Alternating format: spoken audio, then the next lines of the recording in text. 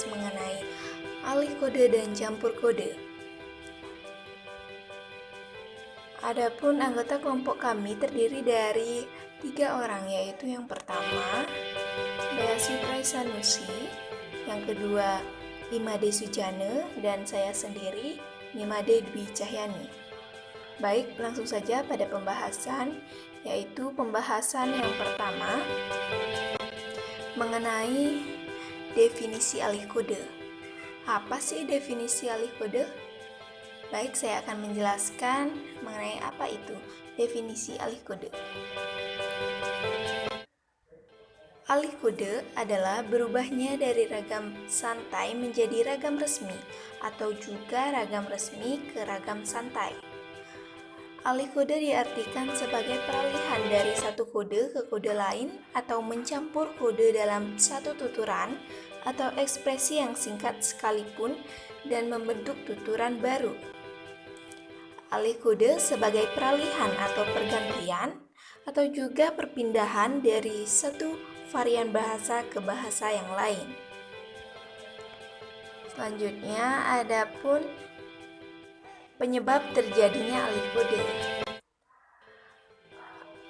Berikut beberapa penyebab terjadinya alih kode menurut Chair pada tahun 2010, yaitu yang pertama, pembicara atau penutur.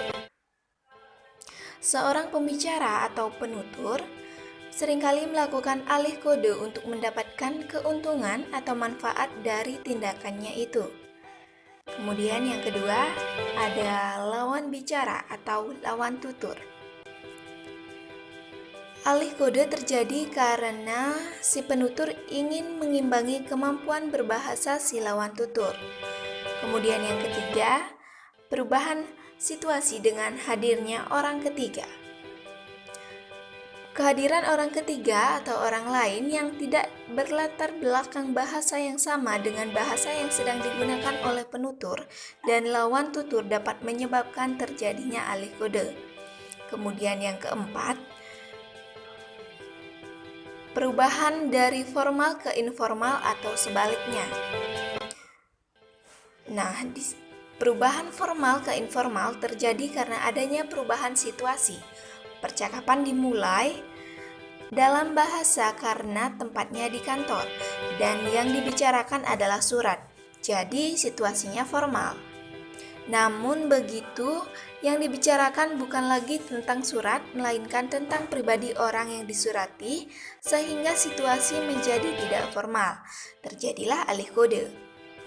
Kemudian yang terakhir, perubahan topik pembicaraan. Percakapan menggunakan bahasa Indonesia, tetapi ketika pembicaraan beralih ke topik lain, sehingga terjadilah alih kode dari bahasa Indonesia ke bahasa ibu. Apabila kedua pembicara tidak menggunakan bahasa ibu, tentu alih kode akan dilakukan ke dalam bahasa Indonesia non-formal, bukan bahasa ibu. Baik, materi selanjutnya yaitu jenis-jenis alih kode. Ada beberapa macam alih kode, yaitu sebagai berikut. Yang pertama, metaprosikal code switching, yaitu suatu fenomena alih kode yang menggunakan satu varian bahasa dalam satu macam situasi, tetapi variasi bahasa itu juga digunakan dalam situasi lain. Kemudian yang kedua, ada situational code switching, yaitu suatu pergantian alih kode di mana satu variasi bahasa yang dipakai akan diubah sesuai dengan situasi yang ada, tetapi tidak ada perubahan topik. Kemudian yang ketiga, ada conversational code switching, yaitu alih kode yang digunakan untuk menyebut situasi bila seseorang pembicara mungkin mengubah variasi bahasanya dengan kalimat tunggal dan berbuat serupa berulang-ulang. Kemudian ada mengacu pada perubahan bahasa yang terjadi, alih kode bisa dibagi menjadi 2 macam, yaitu yang pertama alih kode ke dalam dan alih kode keluar. Alih kode ke dalam atau internal code switching adalah alih kode yang terjadi bila si pembicara dalam pergantian bahasanya menggunakan bahasa-bahasa yang masih dalam ruang lingkup bahasa nasional atau antar dialek-dialek dalam satu bahasa daerah atau antara beberapa ragam dan gaya yang ada dalam satu dialek. Kemudian, yang kedua, alih kode keluar atau external code switching adalah alih kode yang di dalam penggantian bahasanya si pembicara mengubah bahasanya dari bahasa satu ke bahasa lain yang tidak sekerabat atau bahasa asing. Nah, adapun contoh alih kode. Alih kode dari bahasa Indonesia ke bahasa Jawa. Peristiwa tawar-menawar antara penjual dan pembeli menunjukkan adanya alih kode yang berupa perpindahan dari bahasa Indonesia ke bahasa Jawa. Berikut bisa dilihat pada videonya.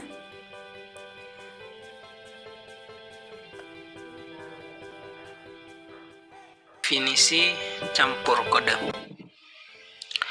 Menurut Kamus Besar Bahasa Indonesia, campur kode adalah penggunaan satu bahasa dari satu bahasa ke bahasa yang lain untuk memperluas gaya bahasa atau ragam bahasa, pemakaian kata, klausa, idiom, sapaan, dan sebagainya. Sedangkan menurut Chair 2010 halaman 117, dia berpendapat bahwa campur kode dapat berupa pencampuran serpihan kata, frasa, dan klausa suatu bahasa di dalam bahasa lain yang digunakan. Intinya, ada satu bahasa yang digunakan, tetapi di dalamnya terdapat serpihan-serpihan dari bahasa lain. Kemudian penyebab terjadinya campur kode. Menurut Redlinger dan Pak tahun 1980 dalam Hoffman 1991 menyatakan campur kode sebagai penggabungan elemen dua bahasa dalam satu ujaran. Nah, campur kode bisa terjadi karena beberapa alasan menurut Redlinger dan Pak.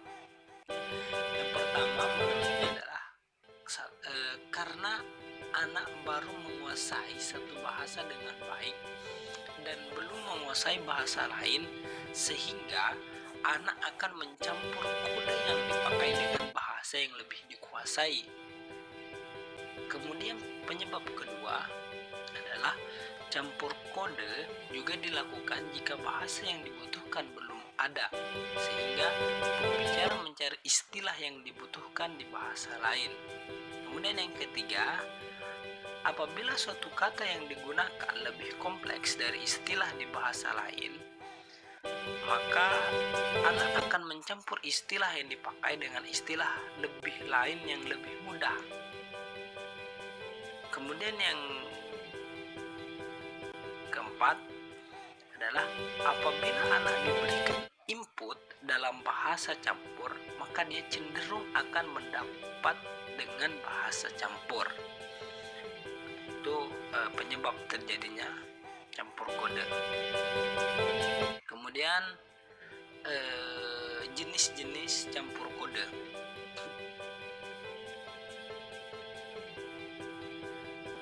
Yang pertama adalah campur kode ke dalam, yakni inner code mixing. Adalah campur kode yang menyerap unsur bahasa asli yang masih sekerabat. Kemudian yang kedua adalah campur kode keluar atau outer code mixing, adalah campur kode yang menyerap unsur-unsur bahasa asing. Kemudian campur kode campuran, hybrid atau hybrid code mixing, yakni adalah campur kode yang di dalam dalamnya telah menyerap unsur bahasa asli dan bahasa asing.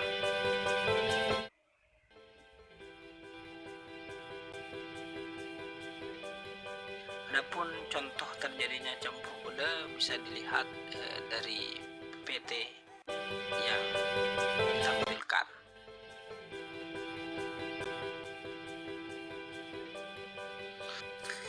Selanjutnya, persamaan dan perbedaan alih kode dan campur kode.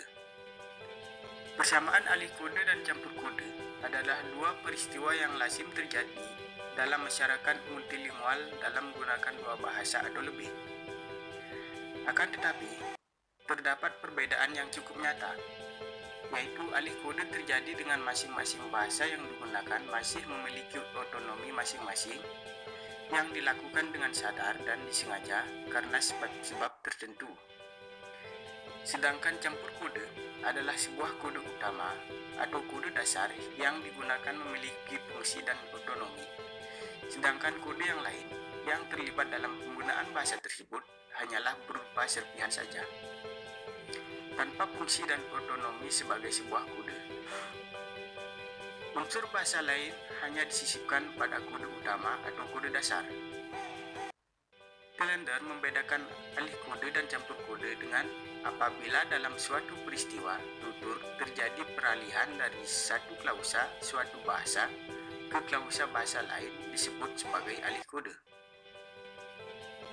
Akan tetapi, apabila dalam suatu peristiwa tutur klausa atau frasa yang digunakan terdiri atas klausa atau frasa campuran, dan masing-masing klausa atau frasa itu tidak lagi mendukung fungsinya, disebut sebagai campur kode.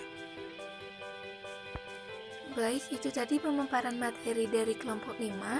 Semoga bermanfaat bagi rekan-rekan sekalian dan saya ucapkan terima kasih.